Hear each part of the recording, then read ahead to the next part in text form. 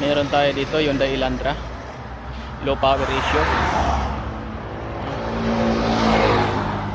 Nung iniska natin siya, ang lumabas ay throttle pedal position sensor, circuit low.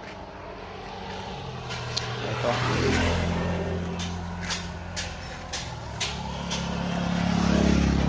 Ang code nito 2127 P0 P2127. Throttle pedal position sensor. Yung tiningnan natin, ayun ang ating nakita. Yun. Kinain ng daga yung ano niya, yung wire niya. Naputol ngayon, hininangan na lang natin, dugtungan. Meron pang mga ibang wire na kinagat dito, kinain.